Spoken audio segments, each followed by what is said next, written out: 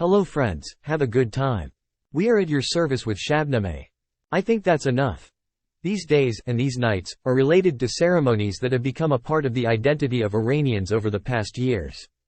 It has associated them with things under the title, resistance, and words like this, and a different form to the personality of Iranians. More special than what we knew about this congregation throughout history, he gave them a different form. Now you look at the virtual space, how many years, as soon as we reach the days of Muharram, especially on Twitter. Saudi-affiliated cybers traitors to the homeland, and groups like this, with all their might, they start insulting, humiliating, mocking, or creating suspicion. All of it is a blessing for us. The same sound that, on the day of Ashura, at the moment when Hazrat Hussein reached over the head of his companions and was in grief, they were cheering. Just as that voice, on that day, was blessed for Hossein bin Ali's camp, which we have until today. We eat the bread of the scene of that event in that moment. These games are also a blessing. Many of those who saw the issue of Ashura, and the issue of Muharram, and things like that as valuable, especially in the last 2 years, it is because of these insults. That person is looking. Until yesterday, for example, he used to wear a shirt and participate in the ceremony. Now, it feels different. It has a duty towards this game. My discussion is not these conversations. There is one more thing I want to share with you, which is very, very important. Dear friends, we have something from the Westerner's point of view, which is less discussed here, less talked about, and less said about it, and that is the geography of Shiite power. Geopolitics of the Shiites. They sit and talk about this for hours. Why is this matter important? Sir, one question. Let go of this. We want to reach Hazrat Sayyid al-Shada. We have to see that this is a strange story. And what blessing has this story had for Iran? In fact, Iran has become the flag bearer of this case.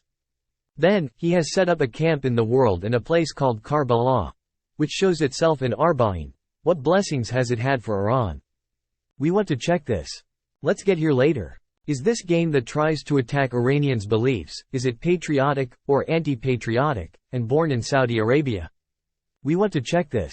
Let me ask you a question before. Why was Bahrain taken from Iran? Sir, why Iran should not have Bahrain? Someone explain. In Shiite geopolitics, especially those who have dealt with this issue, they came and talked about the fact that, when we talk about the West Asian region, and the regions with energy, we realize that there are some very special points that Iranians, and those who think like Iranians, have mastered. We are challenged by what we see, and if we don't think about it, the future will belong to those Iranians. We call this Shia geopolitics. Why? Because we look at it, Bahrain is an Islamic republic, from their point of view. Not from our point of view. There is an Islamic republic in Yemen, and there are Shiites in Lebanon too. These are Shiites. They think like this group based in Tehran. They think like this group that sat in Iran. Sir, break up Bahrain. If it is not owned by Iran, we can reduce Iran's control over this geography of energy. They separated Bahrain from Iran. 10 years ago, in 1978 in Iran, the Bahrainis who rule there, apart from the rulers of that land, see the issues exactly like the Iranians. Why sir? We will check, these are Shia. So, what is helping the Islamic Republic here, even though we are trying to attack it, is the Shiite religion. I don't want to say, for example, there is no role for Sunnis and it cannot be given in this game. At all, anyone who wants to look at it this way, is seeing the problem stupidly. Because the most painful blow these days is inflicted on Iran's most spiteful enemy by the Sunnis. The youth who are in Palestine. Those who come sit and talk with Ayatollah Khamenei, talk and laugh, then they leave and the Zionist regime burns in fire. These are Sunni youth. I do not want to question these. Their efforts are undeniable. I want to reach one more thing. Sir, who is the standard bearer of Shia in the world now? It is an Islamic Republic. This Islamic Republic, which is the flag bearer of Shia, whether we like it or not, it is known as the Islamic Republic in many other places. At least the West recognizes the Islamic Republic of Shia with this. It is known as the flag bearer. As someone who has an effect on it and plays a role and protects it. They see us this way. How much is this Shia that we are talking about in the world? What is its population? 10 million people? 50 million people? 100 million people? Or hundreds of millions of people? Which one is this? Sir, hundreds of millions of people? So this game, which starts every year, on the eve of Muharram, for disrespecting the rituals that Iranians have, can never be an Iranian game. And whoever is involved with this game is betraying the country. On what basis am I saying this? Based on that, sir. Today, Shiite geopolitics is considered a threat to the West due to its control over the world's energy highways. What should I do? You should be able to challenge it. What should I challenge him with? Behold, where is the flag? Is the flag in Iran? If you can, make something suspicious here. If you can, focus on it. If you can, do something that will bother him. If we can, make them hesitate. If you can do something so that the new generations, when they want, look at the atmosphere of the society, they will doubt everything.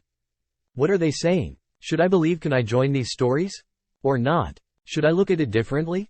When you review the game, when you refer to the comments of those who talk about Shiite geopolitics, it is understood that this congregation believes that this geography is in the process of reviving the area, civilization, common nations in West Asia. Who are behind this thinking? Who is against it? They are a bunch of cyber criminals. They got excited and are doing this. Or is it a space that has been set up intelligently? When we look at numbers, statistics, and things like that, it makes sense to us. I'm going to go read part of this report to you. Regarding Shiite geopolitics, we want to go back and see what Orientalists say about us and about these 10 days. To understand that, what made them so confused, rude, and evil? Let's check together. He says, the fear of Iran, and the attempt to prevent the expansion of Iran's power, through its Shia allies, in the region, is another factor that has led America to support Al-Khalifa, who are based in Bahrain. In fact, the strategic position of Bahrain, which on the one hand is among oil-rich countries, and an ally of the United States, and on the other hand, it is located in the vicinity of Iran as an enemy of this country. It has caused the United States to pay attention to the stability of this country. He says, there are crises happening inside Bahrain. For them, it is extremely valuable to preserve this land. Why is it valuable? Because we separated it from Iran. We separated Bahrain from Iran. That's sir. These will reduce their dominance over the geography of the region. The dominance of the Persian Gulf will decrease. It does not play an effective role on both sides of the Persian Gulf. Now you look at the thing that rules his country, it is a thought, which is similar to the thought of Iranians. He says, this Shiism, and this thing we have, grow as much as possible. The United States and those who stand against Iran will be challenged more. Sir. Islamic Republic, Iran, and Iranians. Throughout history, from standing next to the flag of Hazrat Hussein ibn Ali. From standing next to a flag that is still soaked in blood after 1,400 years. Of standing next to a character whose voice of oppression is still heard from the pit of the slaughterhouse after 1,400 years. Iranians, from this man's bloodlust. Have they received a blessing or not? Shiites have received blessings or not? Our shared civilization area with Afghans, Iraqis, Lebanese, etc. has received blessings or not? It is obvious that Saudi Arabia must be terrified of Hussein ibn Ali. Erdogan must be horrified. America should be horrified. Sir. These are not illusions. Read the report of these think tanks. See the production of these cyber content. See the war they have with Hussein bin Ali on Twitter after 1,400 years. If someone can't understand these facts, if someone still doesn't understand the nature of this game, I must say that this is wrong in his understanding of what is happening. I don't want to start the report for you. He said enough special things that our time is running out in this limited period of time. I would like to share with you some of the comments of an Orientalist about a character that he encountered in a place called West Asia. Let's take a look around and see what the game looks like. Studies show that at the height of their presence in this region, from 1800 AD onwards, they noticed something in Iran called Muharram mourning. They come carefully and in detail, they examine these mournings. I was reading one of these books. Of course, to summarize it, I was checking in the virtual space, it was gone. It had caught a part of the mourning in our history. He used to say, I went to Iran and saw that when they are beating their chests for Hossein bin Ali, a group comes to the street, they are called chakis. What are chukis? He says, they came covered in blood to mourn. It doesn't say about people who use machetes. That lock does not say these things. Those who, for example, brought locks, hit their skins, he does not say these. He is saying something else. A strange things, seen there in history. Then he went and checked the behavior of Iranian women in the 10 days of Muharram. Why are they crying? What's going on? What do they want to achieve in this sad atmosphere? What is the philosophy of these stories? Where did it come from? Then they notice a character, named Hossein ibn Ali, whom the Iranians and their allies are mysteriously involved with. Until those years, about Iran, about Muharram morning, about Hazrat Sayyid al-Shada, about Ashura, many of these came, recorded, and wrote. We want to examine an example of it together, from Reynold Nicholson. He is an English Orientalist. He came and got acquainted with the character of Hazrat Hussein. I am explaining this, there is a reason. In our discussion, it is very related to the geography of Shia, to the civilizational geography of Iran, to things like this. I will read from the text for you. He said about this character that Imam Hussein did not allow himself to doubt, and with a limited group, which included some women and children, and there were not 200 people in total, he returned to the north and pitched a tent next to the Euphrates in Karbala. In this desperate situation, he proposed conditions. If Shamir bin Dhi al-Jashan, who became known as disgraced and cursed forever, if he did not encourage Ubaydullah to this siege, no doubt, perhaps it was possible that his proposal would be accepted. He raised Imam Hussein and his companions, many men and boys, against the besieging army. Mentioning all the details of this heart-wrenching incident, combined with sadness and suffering, can hardly describe the scene of that tragedy. The Umayyads were rebellious and autocratic. They ignored Islamic laws and humiliated Muslims. And when we check the history, he says, religion rose up against the ceremonial orders, and the religious government stood against the empire. Therefore, history judges fairly that Hussein's blood is on the neck of the Umayyads. He says, when I went to Iran, I came across a story, people beat on the head and chest, for a person named Hossein. I checked the story, I understood, there was one in Karbala incident. They are standing in front of him, they provoked him to rise up against the besieging army. It's a very strange thing. He with a limited number of forces, against the number of thousands of people. He says, they forced him to take up arms. Up to this point, there is an ambiguity. Sir, excuse me, I apologize. He was a minority. Yes, was a minority. Am I understanding correctly? I mean, you're saying, a limited number versus several thousand people. Yes, it's true. Sir, I understood this part that, they created an atmosphere in which Hussein bin Ali was forced to draw the sword. And stand up against those who surrounded him. How dare he pull a sword? Someone explain this to us. Behold, there is no explanation for it.